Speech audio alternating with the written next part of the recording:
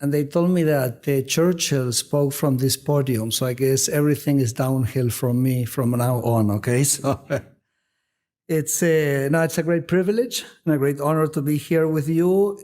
As Christopher said, my great-grandfather emigrated from Appenzell to Argentina.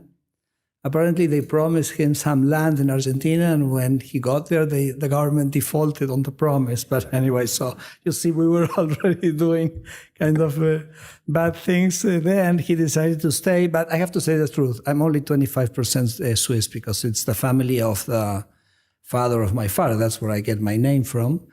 I'm 50% Italian. I'm 25% Spanish. So I'm 100% Argentinian. Okay?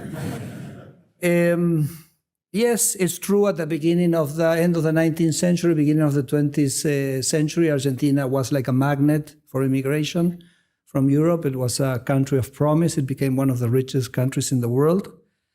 Yet in the 10 years prior to Milei becoming president, 2 million Argentines left the country. Imagine that we're a country of 47 million, so 2 million people leaving the country is an exodus of around 5% of the population. And the people that left the country were the young, were the sons and daughters of the rich, were the sons and daughters of the middle class, were the sons and daughters of the poor. And I think that the exodus after 15 years without growth, after 40 years of relatively dismal growth performance, when I was born in 1966, Argentina was a country which was richer than Spain. I was 10 years old and Argentina was still a country which was richer than Spain. Today our income doesn't even closely compare to that of Spain. So the tragedy of Argentina, I've seen it fold myself over my lifetime. And we realized that if something drastic did not happen in our country, we were going to age watching our kids and watching our grandchildren over Zoom because they would leave. And I think the sense of desperation of what had happened in the country is what motivated people to vote for someone so radical, for someone so different as Javier Milei.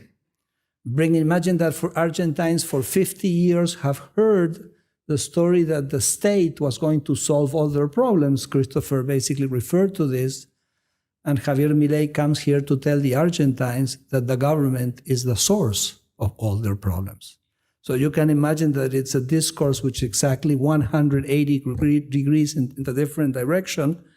But yet the Argentines embrace the ideas of freedom, embrace this change, because we saw that what we were doing before was not working for us, and it was not working for our families.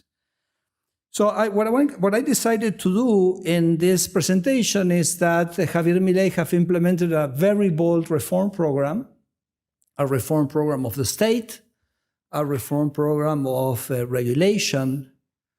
It was not something which was improvised. We started working in preparation for this 2 years before he became president. So my lecture today is going to be more about the methodology. Imagine that you have a country. You say, I want to reform structurally this country. I want to reform profoundly this country. How do you go about doing that? So what I want to do is to share the experience of how we kind of build this reform program. I think from a methodological point of view is kind of interesting. So we're going to discuss the preparation phase, the execution phase, the resistance to the reform program, and the results. So we're going to go over those phases. But I may start by saying that this structure that Christopher described that starts in the mid-40s with Perón, I call it a status quo situation. I mean, Argentina is a country with a status quo bias. There are very strong interests. Christopher mentioned the unions. There's part of our business community, not all, of course, which kind of have gotten accustomed of getting subsidies from the government for fencing off competition, from reducing, from closing the economy to the world. So, and then it has basically also a political establishment which protects this kind of structure. And I came to realize that this status quo bias was built and was sustained by a legal architecture. It's the legal architecture which cemented this economic structure where these privileges that certain groups obtained from the rest of the population were basically established in the law. And I came to the conclusion that in order to change this system for good, we had to blast this legal architecture for good. Hallo, mein Name ist René Scheu. Ich bin Geschäftsführer des Instituts für Schweizer Wirtschaftspolitik an der Universität Luzern. Ich habe 25 Sekunden, um Sie zu überzeugen. Das IWP ist ein Wirtschaftsforschungsinstitut, an dem 20 Postdocs, Doktoranden und studentische Hilfskräfte arbeiten. Wir finanzieren uns über freiwillige Spenden. Wissen Sie, wie Sie Teil der IWP-Community werden können? Ganz einfach. Folgen Sie Ihrem pochenden Herzen auf unserer Website oder auf unserer App. Unterstützen Sie uns, unterstützen Sie unsere wertvolle Arbeit. Und nun weiterhin viel Spaß und Erkenntnisgewinn mit dem Video Film ab. So I'm going to tell you how do you build a project to blast this legal architecture, because let me say something else. We feel that we're in the middle of a revolution, but a very peculiar way of revolution, because we're going to do a revolution without doing a revolution. Because revolution changed the institutional framework. We want to do the revolution within the democratic institutions of Argentina, in which we deeply believe. So, but certainly it's a challenge. Let me give you a little bit of context first, so that you know a little bit what has been happening in Argentina this recent year and a half of Milei's administration. As Christopher said, we inherited a very, very unstable situation. Inflation in December of 23 was 25% monthly. I have to, I'm in a Swiss audience, so I have to clarify this, okay? And inflation was running at 1.5 daily. So we were on the verge of a hyperinflation, which a previous government, which had really run amok with monetary and fiscal policy. And Javier Milei came with one basic idea. Part of the conundrums of Argentina come from having had, for many years, a very large fiscal deficit. Fiscal deficit has to be financed with money printing.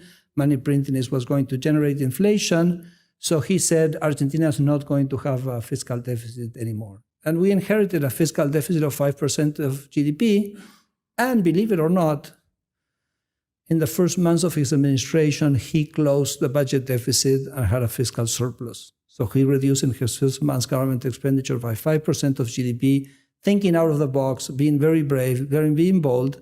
So from January of 24, we had a fiscal surplus, and we've kept this fiscal surplus throughout the rest of the administration. So here I have a few graphs. Of course, once you reduce the fiscal deficit, you don't have to print money anymore, so that allows inflation to come down very quickly. You see the upper left graph is the inflation rate, how it came down very significantly.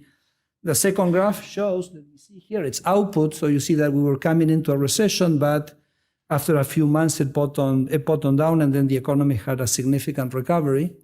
This is kind of interesting. I'm going to speak more about this in a minute, but in the first year when Javier Milei did a fiscal adjustment of 5% of GDP, the economy grew 6%. You can see, the upper right graph is public expenditure. That's where you see the big reduction in government expenditure. The lower left is the deficit. You see how we move very quickly from a deficit situation to a fiscal surplus. And the most perhaps amazing graph is this one that I have here behind me, which is the poverty rate. Because when you actually reduce the government expenditure, which basically we have a metaphor for that, it's the chainsaw, okay? What is the chainsaw? With the chainsaw, you cut this useless government expenditure. The first thing that we managed to do is to reduce money printing, reduction in money printing, reduce inflation. Inflation is a tax on the poor. So this fiscal adjustment allows us to reduce the poverty rates dramatically. So we lifted 12 million people out of poverty in the first year and a half of Javier Milei as a result of the fiscal adjustment. Okay? So anyway, I think that there are two main ideas. Of course, Milei has a very strong international agenda, very aligned with the US and with Israel. He has a security agenda as well. I'm not going to deal into that because I'm going to focus more on the economic issues. In the economic issues, he has two big themes and two big ideas. One is this one that I was already mentioning about fiscal surplus, and the other is what I would call deregulation. Javier Milei would call it economic freedom, this quest to transform Argentina into the freest country in the world. So I think what I just mentioned, which is this 5% of GDP adjustment in government expenditure in 1 month, which is a reduction of 30% in government expenditure in 1 month. I mean, Christopher said we cut transfers to the provinces, we cut public works, we cut public sector wages, we got rid of public employees, I must add, without any effect on the provision of public sector services, because you had thousands of people which were getting a paycheck and they were not even coming to work, so you cut all that thing. As I said, it basically challenges our view on fiscal policy in terms of how fast you can do a fiscal adjustment and how deep that adjustment can be. I think it's what Javier did is pretty much quite exceptional. If you look at all the fiscal adjustments since 1946, there are only 24 cases in which countries adjusted government expenditure more than 30% in a particular year, but all of them are at the end of wars. For example, the US government expenditure in the US in 1946 fell 30%, but of course World War II had just finished, correct? Out of peacetime, there are no examples of this one of Javier Milei.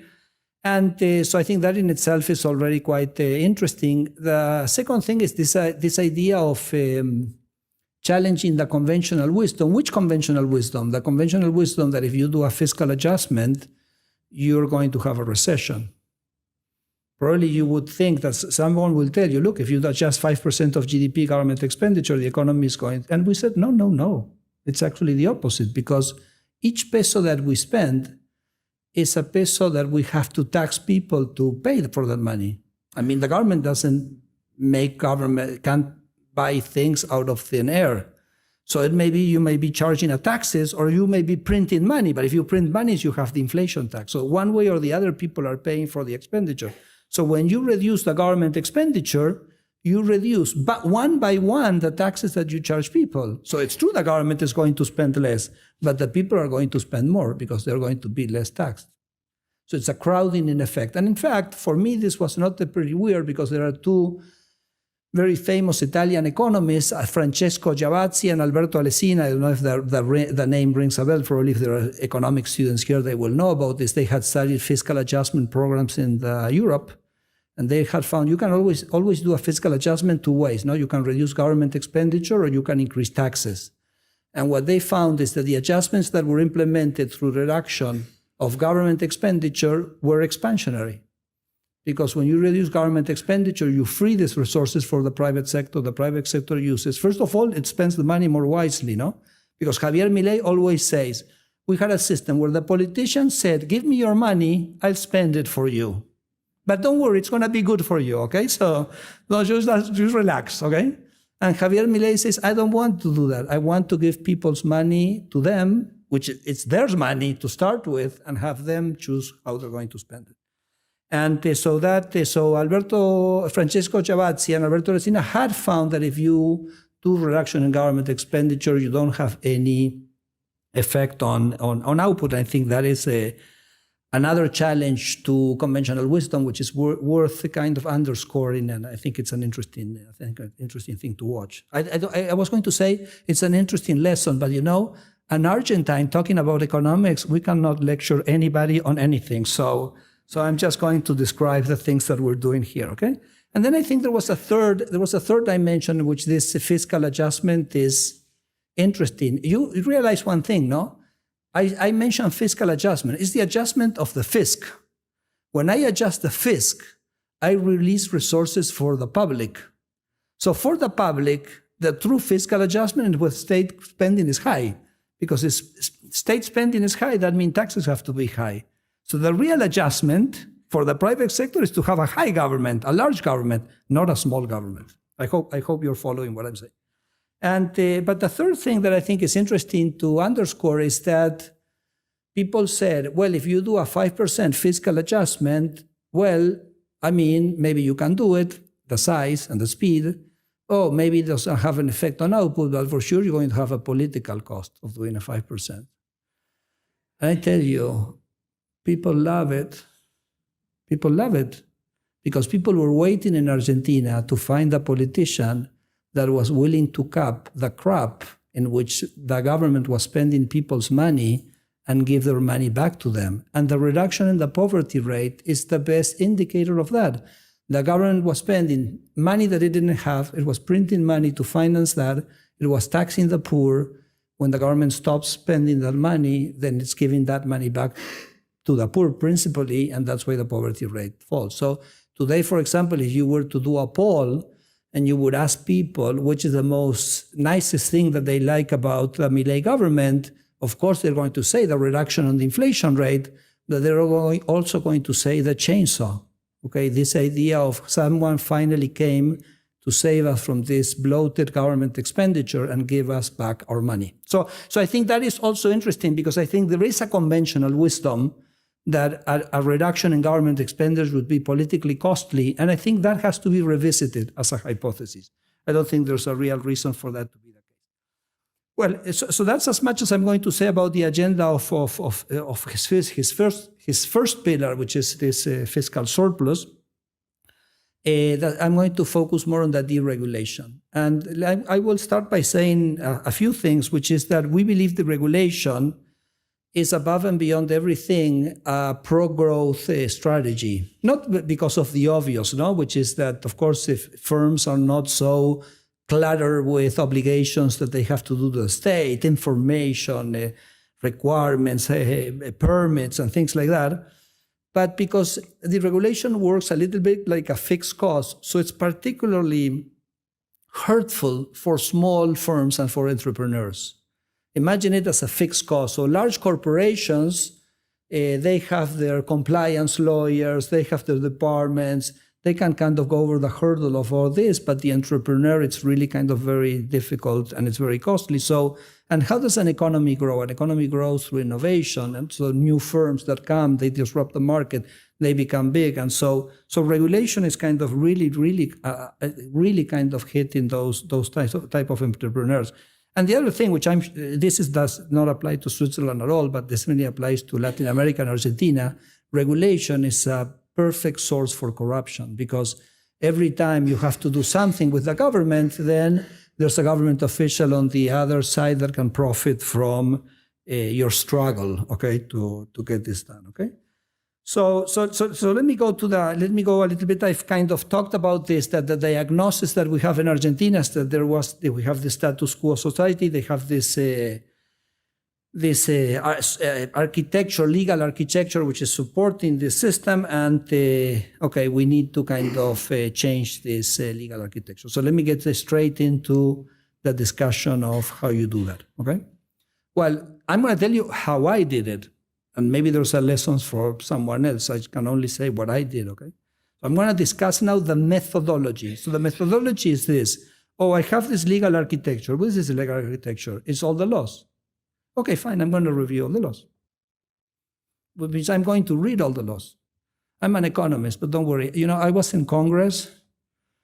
I tell my students that I've never kind of tried those hallucinogenic mushrooms that they sell in Amsterdam, but I've been to the Argentine Congress. So I know the feeling, okay? You go in there, and the time dimension, the dimension and of time and space gets distorted, okay? People talk, you don't understand anything, nothing makes sense. Anyway, so I kind of, look, there are two things you don't want to know how they're done, okay? Sausages and laws, okay? So I have no problem. We can go and touch the laws at will, okay? So I now have Argentina, all the laws. How many laws? 4,200 laws. Okay, guys, let's start reading. So we started in May 22. I'm going to basically tell you how we went about reading these laws and changing these laws. And because you can imagine that I don't know about all the subjects, it would be kind of totally kind of ridiculous to pretend that you know about everything. And, okay, so this was the objective. I had these 4,200 laws. I wanted to say, this law is okay. This law has to go, food. or this law has to be changed. And if it has to be changed, I wanted to have a proposal of how to change it. Okay, so we understand what the objective is. 4,000 laws, and I want to end up with a pile of papers which says all the laws you have to eliminate, and then another pile of paper which are all the laws that have to be changed with a new writing. I'll explain why in a second that was the objective. And the objective is because I wanted to apply the principle of Marx. Principle of Marx, okay? And you may think I'm talking about Karl Marx, but you're wrong. It's not Karl Marx. Not Karl Marx. So you may, that's okay, so we cross out. So you may think I'm talking about Groucho Marx. I mean, here we have some age group that I think you know what I'm talking about, okay? Sometimes when I talk to very young people, much younger people, they don't know who Groucho Marx is, but I think here I can use it. Now, unfortunately, I'm not talking about Groucho Marx. So I'm talking about Daniel Marx. Who is Daniel Marx? He's a friend of mine, whose last name happens to be Marx, okay? So what is the principle of Marx? Well, in 2001, I was Secretary of Economic Policy, and Daniel Marx was the Secretary of Finance of Argentina. It was the final months of convertibility, so it was kind of a pretty rough period. And I remember that the finance minister that we worked for was someone that probably you've heard the name, Domingo Cavallo, a very famous finance minister in Argentina. So one afternoon, we were discussing something, and we were discussing A or B. To be honest, I don't even remember what we were discussing, but I remember it was two things, A or B, A or B, A or B. And we discussed 6 hours, and after struggling and sweating and discussing, we decide that we're going to do A. Perfect, we go to sleep, A. Next morning, the minister signs B. So I go to Daniel Marx, and I say, Daniel, what happened? I mean, am I totally nuts? But didn't we decide yesterday we're going to do A? Yes, Federico, we decided yesterday to do A. But this morning, the lawyer advisor came to the minister, and he gave him the decree to sign, and the decree was B. So the minister signed B, because that was the paper that was put in front of him. And then I realized my most important lesson in politics for the younger people that are here is that in politics, the one who wins the debate is not the most intelligent guy, it's not the smoothest guy, it's not the cleverest guy, it's the guy who puts the paper on the table. And once you put the paper on the table, and listen, I'm sure there are a lot of business people here, and I'm sure in business it's the same. I mean, you can all have discussions about what to do. Well, the guy who brings the business plan and says, this is what we have to do, A, B, C, and D, that's it. You have 80%, 90% of the debate won, okay? And because I know in politics, everybody has great ideas, but nobody kind of moves the pencil, as we say in Spanish, and gets things done. My objective was to have the 2 piles of paper so that the next president of Argentina could implement the reforms as he get it. And I needed a paper that he could or she could sign. It's not enough to say, oh, I have all these great ideas. No, where's the paper to sign? That's the only thing I cared about. By the way, let me just move ahead a minute. These are the piles, okay? So I actually managed to get the piles, okay? So I'll tell you a minute, sorry. I'll tell you in a second about this, okay? So the principle of Marx. So here we are. We have 4,000 laws. We have to classify them in these 3 items. Well, we have to have an idea of what we want to do with these laws. What are the principles that we want to sustain in the way we're going to change the laws? It's not kind of a random exercise that I start changing letters just for the fun of it. So this slide shows a little bit what were the main driving intellectual or principles that we used in actually doing this exercise. So for example, I'm going to go to the first one in just a second, but for example, if you look at my second bullet here is we wanted to remove all the restrictions to competition that are built into the law. That's something which is pretty natural and pretty obvious to do, all the barriers to entry.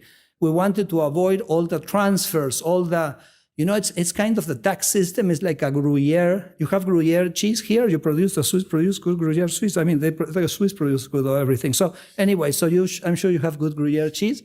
It's full of holes, correct? Okay, so we had a tax system which was full of holes, with a subsidy here, tax exemption there. So the idea was to have a much more simplified system. Certainly, we were trying to get the government out of the middle. So everything where we could kind of get the government out of the middle is also also a principle. There was an idea that I think it's an interesting idea, which is, you have areas where you need a regulator, because we're also not kind of dogmatic. I mean, we're kind of practical people. So you have a regulator. For example, you have a supervision of the financial sector, okay, or supervision of insurance or whatever, or capital markets. But I say, it's a problem that the supervisor is a monopolist. The supervisor has a monopoly of supervision. And when you are a monopoly of anything, you kind of tend to abuse of your market power. So why don't we try, in as much as where we can, because we trust individual people, correct? We have an underlying belief in freedom and the ability of every person to pursue its own happiness and take its own decisions. Maybe we should think, where we have a regulator, we have a segment which is a regulator, why don't we allow for a segment which is unregulated of the same thing? So you say, for example, I want to issue equity. I can have an equity issued with authorization, supervision of the Security and Exchange Commission. But if I want to issue an equity without that supervision, fine, do it. The only thing is you have to tell people this is a security issued without the supervision of the security. And if people choose to do that, fine, let them be free. Sting used to say, no, if you love someone, let them free. And but the interesting thing of that is if that would check the supervisor itself. Because now if the supervisor does a bad supervisory role, like, for example, imposing excessive costs, which don't have an equivalent gain in terms of solving whatever reason the supervisor exists for, then people will move to the unregulated market. So it forces some, and I have some wonderful examples that we've implemented this idea in Argentina. If we have time at the end or you're interested, I can go into it, okay? But let me just, of course, everything that increased transparency, you cannot imagine the amount of hidden privileges in the law. Sometimes you will read in the law 60 articles, and then Article 53, bomb. It had a bomb, which is a lot of money channeled. It's lost there in the middle of... that's why I wanted to read every law, because I didn't want to have anything kind of there. And one of the things that also was, before going to the first point, the other thing that I was, because when I started working this, I started working for one of the presidential candidates. I'll tell you the story about in just a minute. And this presidential candidate said, Federico, do this job and do it as if there were no political constraints. Forget about 100% about the political constraints, because the political constraints have to be put by the politicians, not by the technician. So if you yourself are kind of double guessing the political constraints, I'll never have this full scope of alternatives that I can choose from, and so do it without political constraint. Now, my first point is perhaps the most technical or the most academic, which is that, as an economist, we have a lot of, we discuss market, we understand the optimality of the market, the competitive market equilibrium. You mentioned Debreu, the welfare theorems and all the like, and we're 100% truly believers in the benefits of the market. Then you have market failures. So we discuss market failures, asymmetric information, moral hazard, externalities, you name it. Well, the point I want to make is the fact that you have a market failure is not a blank check for regulation. Because it happens to me in my conversations with the bureaucrats that say, oh, they throw asymmetric information, and then with that they think they have a license to kill, correct? That they have a license to do whatever regulation they want.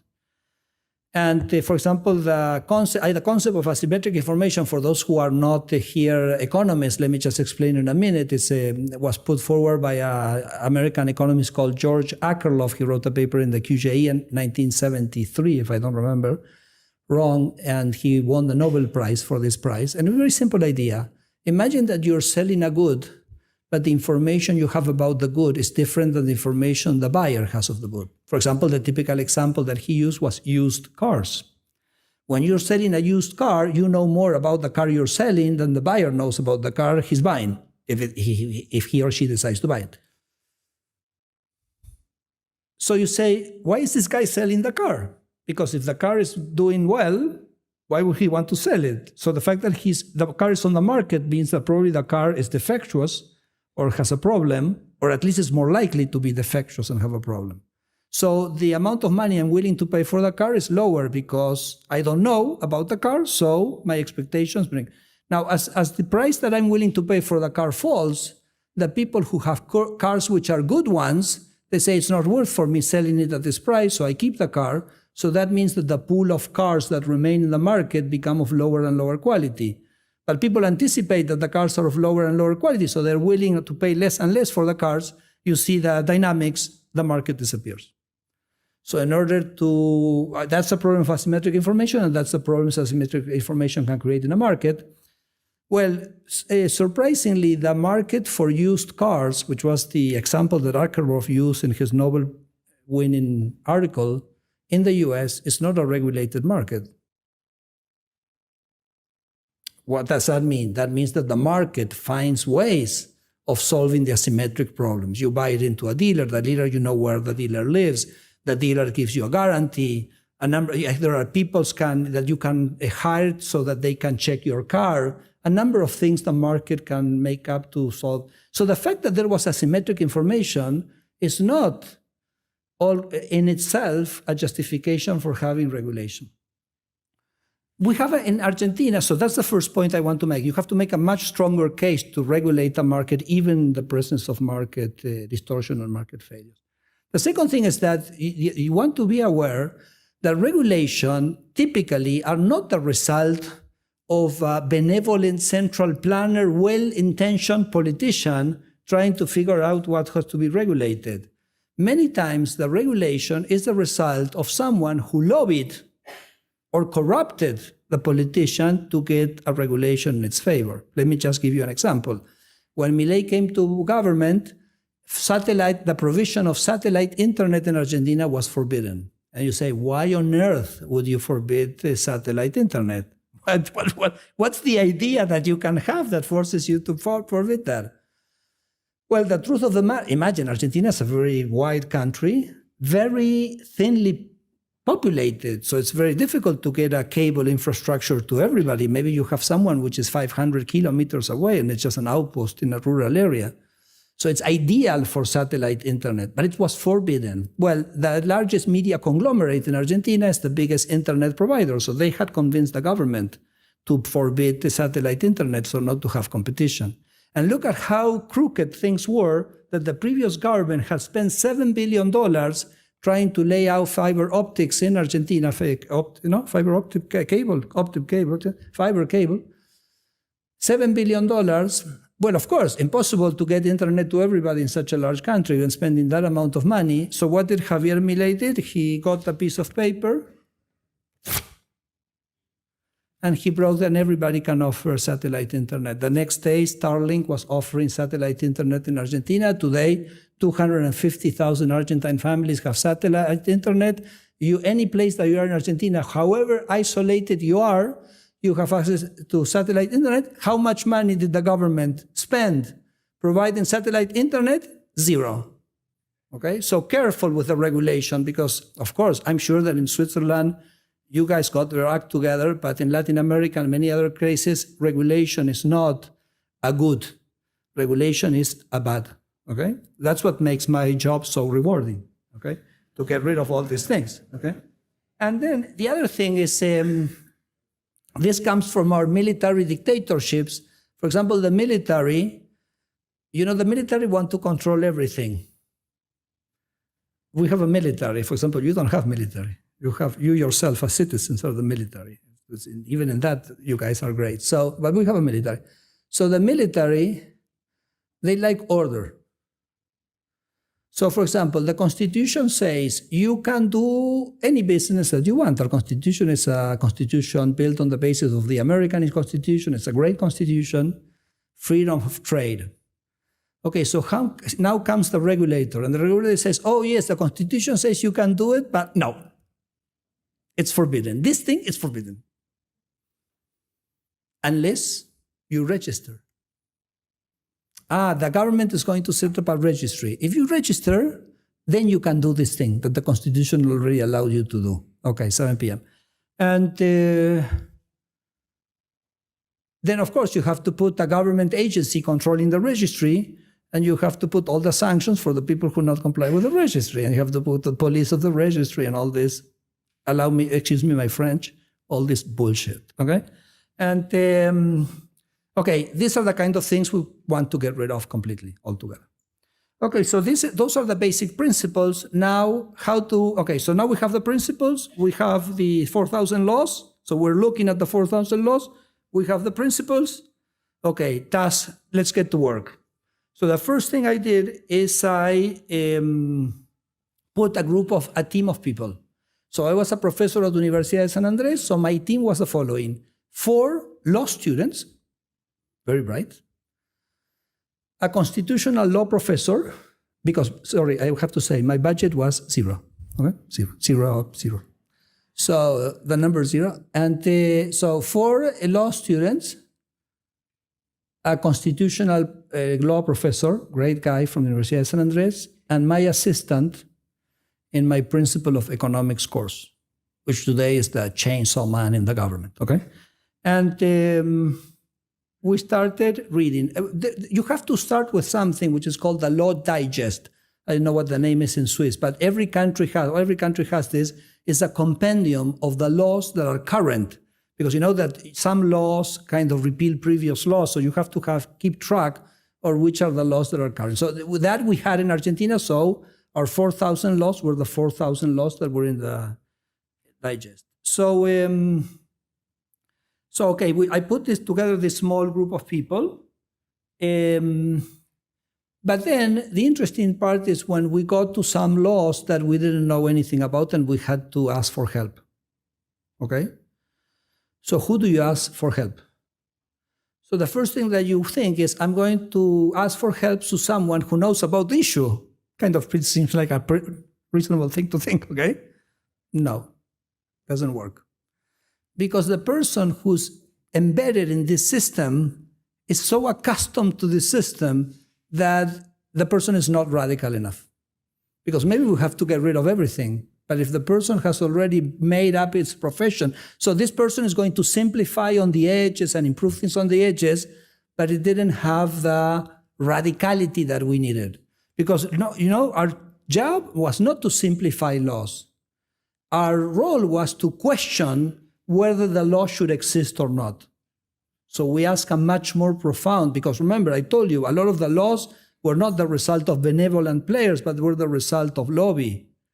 So I have to be very critical of the laws, and I start there. So you could say, well, maybe I should not hire. I couldn't hire, I have money, but maybe I could ask the help of a big law studio. Total disaster, completely useless. They would give me back something which was 10 more times more complicated, okay? Because of course, what they sell is basically dodging the system and dealing with the system, so useless. So who were the people that ended up helping me? What I call the victims. You know, the lawyer which is struggling with all this crazy thing, the small entrepreneurs which knows all the terrible thing that the government does to them. Those were the people that ended up being helpful in the sense that they would deliver a material and a product which was more useful for me, okay? So the first exercise that we did with the team was to weed out all the laws that we thought that had to go, which is kind of in or out, correct? So that was kind of, we could do that exercise, but then when we had to modify certain laws on issues that we didn't know so much about, we had to do something else. And here's, I think, where is the key of the methodology that I devised, which is the following. Let's imagine environmental laws. I don't know nothing about environmental. I'm a macroeconomist. I'm not that interested in the issue. So I say, who can give me a hand? I ask around and say, who can give me a hand with our environmental law? So they say, okay, such a person. Okay, Christopher can give me, okay, Christopher will give you a hand with that. So I call Christopher and say, Christopher, can you give me a hand with the environmental laws? Says Christopher, oh yes, I work on environmental laws. I have a lot of things. I'm going to send you a paper with what I think has to be done with environmental laws. I said, look, if you want, send me the paper, but I'm telling you, I'm not reading it. He says, oh, you don't read it? What do you mean you're not reading? No, I'm not reading. I'm not interested in diagnosis. I mean, we're over-diagnosticized, okay? So we don't need diagnosis, we need solutions. And, well, we can do a meeting, and then I can explain, no, sorry, I don't do meetings.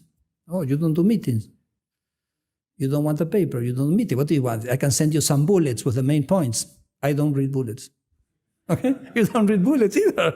So what do you want? I say, I don't know, tell me what, remember, what am I looking? I have to get a pile of paper. What do I need? The Marx principle. I need a pile of laws that the president can sign, correct? I don't need a diagnosis. What does the president do with the diagnosis? He can light the asado, the fire for the asado, but nothing else with a diagnosis, okay? I need that thing to sign. So the guy says, what is the, well, I say, what's the problem with the environmental law? We have a problem with the glaciers. Okay, what is the problem with the glacier? That we have a law which forbids economic activity on a glacier, which, relax, it's okay, no, we're not planning to touch that. But the problem with the law is that there's an area surrounding the glaciers, which is called a periglacial zone, where also economic activity is forbidden, and that area is very poorly defined. So you can have a whole province, maybe, which you cannot do any mining because of this law, correct? So we need to define better the periglacial area. Okay, what's that? That's Article 6 of the law. Perfect. It's item C of Article 6 of the law. Okay, so download the law, put it in a Word file, press track changes, and you write the changes that need to be done in the law. And then you send that to me. That's the only thing I'm going to take as a product. That's the only thing I need, by the way. Now, in the conversation, when I got to that point, 70% of the people disappeared. Because, no, I mean, maybe because they were scared about touching the law. I had been in Congress, so I was not scared. Maybe people were just, everybody's great having the great ideas, but then when you have to kind of see how it's done, the devil is in the details, they were not up to the task. Or maybe there were people who were very good, and they say, I'm happy to give you an hour of my time so I can tell you what the problems are, but I'm not willing to work 2 months for you for free, and that's totally fair. I mean, I was not paying anything, so I cannot say anything. But the important thing for me is it allowed me to identify the people who were going to get me the job done from those that were not going to get me the job done without myself spending too much time in the process. Because so far, the only thing I've done, I have a conversation of 5 minutes on the phone, and then if he's not willing to. So a lot of people came to say, I want to help. So I said, okay, what is your topic? Beef production, perfect. Take law 24076 and 23113. Edit them to me and send them back. Never heard back from them, okay? But from the people that I did hear back, and then I liked what they did, then I said, oh, you did beef, why don't you do the milk, and etc. Okay, you see that point? Okay. So with this, I managed to get people who were willing to help, which were this kind of the victims of the system, and we started producing, and we ended up producing this. So this is on the left-hand side is the pile of, these are in my office, by the way. So this is the pile of laws that have to be repealed, and the one on the right is the modifications to the laws that we thought had to be modified, okay? So remember, I told you I was working this for Patricia Bullrich, who's one of the presidential candidates. She loses in the first round to Javier Milei. Javier Milei and another Peronist candidate go to the ballotage, and the day after the election, where Patricia loses, Patricia currently is the Minister of Security of Milei because she endorsed Milei, and she was very instrumental and helpful for Milei to be elected, that she, as the third contender in the race, supported Javier Milei. But she sends me an email and says, Federico, don't get discouraged, but the project that we had done, which was these 2 piles, will see the light with Javier even better than if I would have been elected. Because in our party, the status quo was already penetrating us, and this is the reason people didn't vote for us. And they voted for Javier because they wanted this radical change. So I think that is amazing. So, okay, so that's it. That's the story. This is it. I have the product. Because the other thing that I want to mention is that when you want to do radical reform, you also have to use the surprise factor, because you're going against a lot of interest. So I call this the David versus Goliath strategy, because you know the story, the biblical story, David versus Goliath. So David was kind of no match to the strength of this warrior he was facing. And so what did he do? He took some distance and he threw a stone to the head, with what do you call that? It's, I don't know. I'm sure the Swiss have very good instrument of stone throwing. And I'm the Appenzellers for sure. Okay, so why do I say it's a surprise factor? Because if this great warrior would have thought that a stone would have been thrown, probably he would have worn a helmet. Okay? So if he didn't, it's because he was not expecting it. So I think it's kind of the initial push is what is going to allow you to break the resistance of the status quo. So this is why, for me, it was so important that the president that took office in December of 23 had what had to be signed to change. Okay, so job done. The work is done. Here are the two piles. And then, of course, you start a different strategy, which is implementation. This is the preparation. This is the work, no? And implementation starts combining one legal strategy. What do we do with this? We send it to Congress to get it passed. It's every country here starts having their own way and their own institutional setup.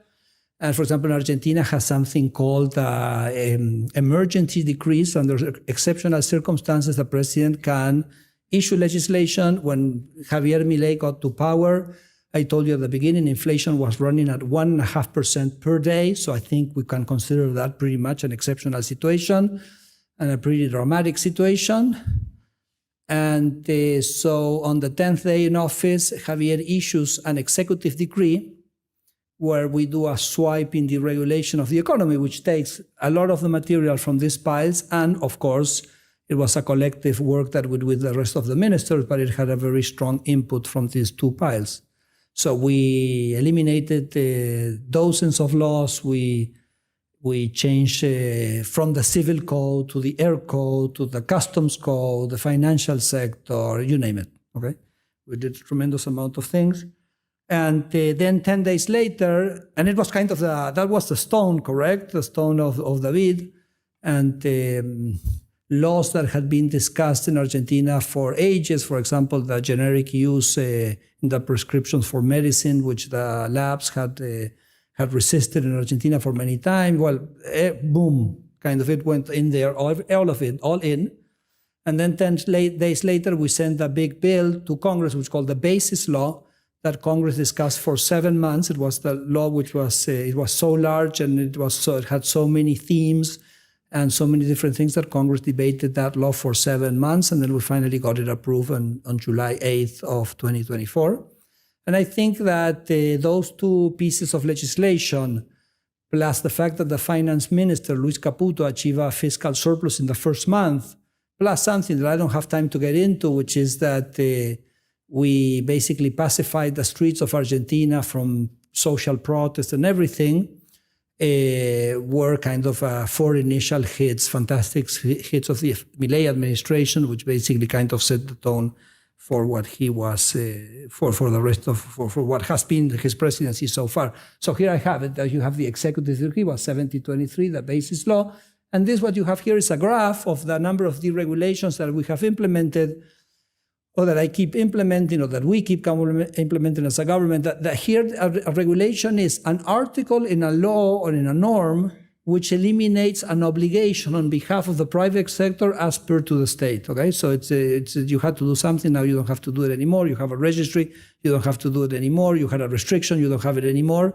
Okay, so we're kind of 9,000 deregulations and counting. Okay. One thing now, so now we're talking, we're in the phase of execution.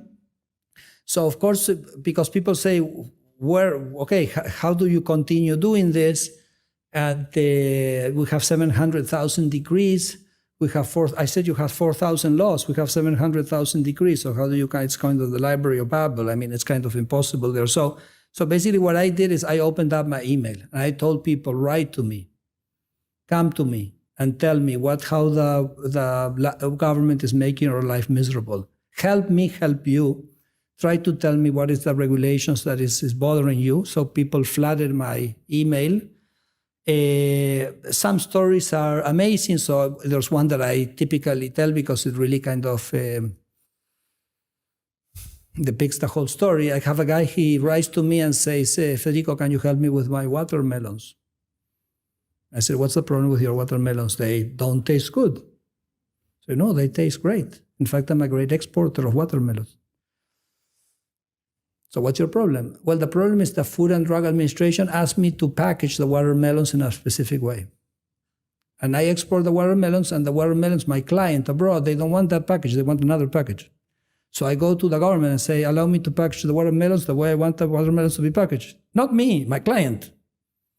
At the end of the day, we're not talking plutonium here, okay? It's not enriched uranium. It's a bloody watermelon, okay? So who cares how it's packaged? And government says, Federico, I've been kind of going over in the office, and the government, no, here's the regulation. It says it has to be packaged that way. So can you give me a help with this? I'm kind of crying. I'm reading this on my computer, and I'm crying, yeah? And then he says, but I found a solution for this, which is that I package the watermelons the way the government tells me to package the watermelons. And then when the boat leaves, after 100 meters, the boats stop. And then I send 70 guys on the boat, and they tear the packages, and then they repackage, okay? And so I'm reading this, and I tell to my staff, I said, look what I'm reading, and I read it, and I said, it has to be true. Because if this guy was kind of teasing me and making up the story, he could never have thought about the story, okay? This has to be, reality surpasses fiction. I mean, this can only be true if it's real.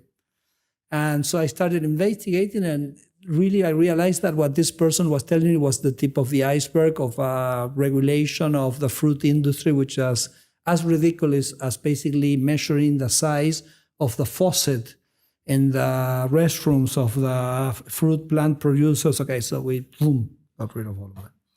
And the other last thing that I want to mention as indication for me is price differentials. So if I see in Argentina something to be much more expensive than in the rest of the world, then that kind of gives me a hint that I have a problem there in terms of the supply, and then I can focus on that as well. So that's another. Let me just, I was going to talk a little bit about, sorry, I get confused here. I'll talk a little bit about resistance, but I'm just going to the bureaucracy kind of puts a lot of resistance to this reform program. The interests that are affected by the deregulation may be a source of problem. I'll explain, that's the only thing I'm going to explain in this slide, which is why this has not been a problem for me. And then, of course, there's ideology. I mean, people just maybe think differently. Maybe they honestly think that things should be regulated or not. But let me just focus here only because I'm running out of time on the second point, which is the interest. And I have the most powerful weapon to keep the interest, because I'm deregulating something which is going to affect the privilege of someone, of course, in benefit of the population. But you can imagine that interest is going to fight tooth and nail to avoid the deregulation. So I have a weapon which is impossible to surpass, which is Twitter. Elon Musk, Twitter, X.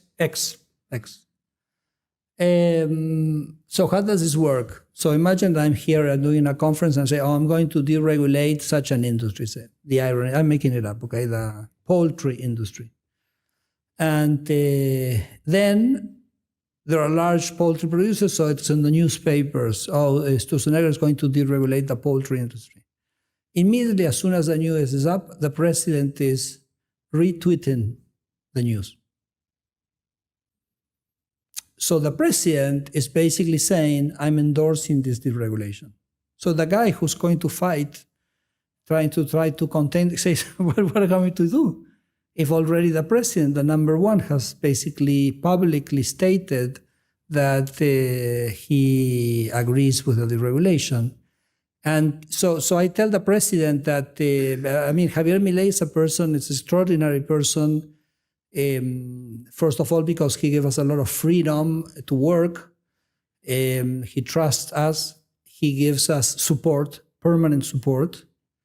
Of course, he has made it extremely clear what he wants his government to be about, which are these two ideas of reducing government expenditure to have a surplus and economic freedom. So no one in the government has any doubt of what this government is about. He's produced a small team. We are only 9 ministers. We think pretty much alike. We believe in the ideas of freedom. We believe in the ideas of a small government. We believe in the ideas of fiscal prudency and having a surplus and on deregulation. So I say to Javier, maybe you do these tweets because you're just kind and because you support us, because you believe in what we're doing, but you're not aware that by you doing that, you help me do my job. It's a little bit like I say, it's like you're walking ahead of me, clearing my path. Because the fact that you're endorsing what we're doing allows me to move ahead, but not because I can move ahead, because you're allowing me to move ahead. So the unwavering support of the president for this agenda, which is his agenda, so it makes sense, but you have to have the bravery, you have to have the commitment, you have to have the attention to do it, is what actually allows us to surpass the obstacles that I may face on this dimension. And just to closing up, because I think probably, Christopher, I have to finish, correct? I have to finish. My rule of thumb is that whenever I deregulate, the prices tumble around between 30 and 40%. So here I give you a couple of examples. For example, what I have up there is in the Executive Decree 7023, we eliminated rent control, a catastrophe that we had in the country. The supply of apartments for lease had basically fallen to zero. We eliminated all restrictions. You can do the contract whatever way, for the length you want, in the currency you want, you can do whatever you want. The offer of rentals skyrocketed, increased 300%, the price of rentals for 30%, tremendous success, immediate success. What do I have? I have the price of medicines, the price of iron, the price of yerba mate. Do you know yerba mate? Have you heard yerba mate? Yerba mate? You know Lionel Messi, correct? You know, everybody knows Lionel Messi. He's always with the mate. He's with the mate. And so mate is an interesting example, mate, because a wonderful story, because mate is like an infusion, like a tea. It's very good. I recommend that you try it. And we had hundreds of producers, hundreds of brands, very competitive environment for production, large firms, small firms. So what does the government do when you have a competitive industry? The government, it transforms it into a monopoly. You know, we have an antitrust department which tries to transform the monopolies into competition. No, here in Argentina, the government, if you have competition, you transform it into a monopoly. How do you transform it? You create an Instituto Nacional de la Yerba Mate, the National Institute of the Yerba Mate. And what do the guys do? So all the producers, let's get together and let's agree on the price and let's increase the price 50%. Which brings us to a very famous economist who's called Mancur Olson, who wrote a book called The Logic of Collective Action. And Mancur also used to say that the biggest challenge in policy is that sometimes when you have these policies, the beneficiaries are concentrated. And the ones who pay the costs are very diluted over the whole population. So you have 47 million people paying more for the yerba mate. The yerba mate is not the most important item in their budget, so maybe they will not mobilize or they will not kind of coalesce in their collective action to have this price not increase, but the producers have much more at stake, so they are much more effective in generating this collective action which generates and persists in this price. So in the Executive Decree 7023, we eliminated the ability of the Institute to set prices. The price fell 40%. And it was pretty rough for some time. And I used to tell the producers, look, I mean, your business cannot be charging the Argentine consumer, Argentine families 50% more what this product is worth. And it's a very successful industry. It sells this product to 96% of Argentinian families. So I said, to how many families in the other country did you sell this product to? I mean, if you can introduce this product in 96% of the families of Argentina, why wouldn't you be able to introduce it in 15% of the families in Swiss? I mean, it makes absolutely no sense, except that you have it easy here with this protection, so you never kind of took the trouble and the bother to go to the Swiss market to sell the yerba mate.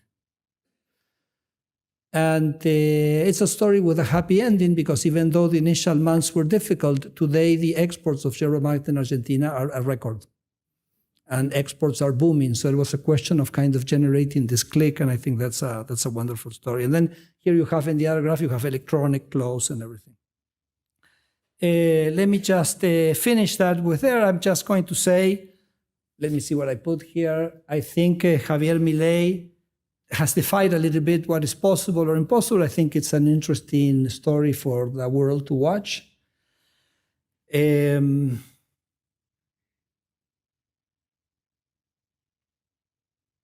Has balanced the budget in a month, has pushed for deregulation, and we are totally convinced that this is the path for Argentina, the path of economic freedom, that people left allowed to be free are in the market to serve, not to cheat. And that the Argentines have a tremendous potential, and what they were lacking was freedom. So this is it. And I go back to the beginning of my presentation when I told you about 2 million people that had left Argentina. And I have a son which is 20 years old. I have a son which is 19 years old. I have a daughter which is 15 years old. There's a movie that I don't know if you saw it or not, which is called Voyage to the Center of the Earth. It's a Hollywood movie. So the argument of this movie is that suddenly the core of the world stops spinning, and okay, so the world is about to collapse as a place where you could live. So they have to do an expedition to the center of the Earth and blow a couple of atomic bombs so that the core starts spinning. Have you seen the movie? Someone has seen? Like a couple of people have seen the movie. I don't know how big on Hollywood you guys are here in Switzerland, but anyway. So they go into the Earth. Also, the scientists are talking among themselves, and then one says, "Oh, what a big burden we have on our shoulders that if we fail, we're here to save the world." And there's a French scientist, a very cool French scientist, that says, the world. Who cares about the world? I'm not here to save the world. And everybody looks at him and says, what are we doing here? I'm here to save my wife and my daughter. I'm here to save my family. And I think all of us who are involved in this challenge to return Argentina to prosperity and give freedom to the Argentines is because we want to grow with our children near.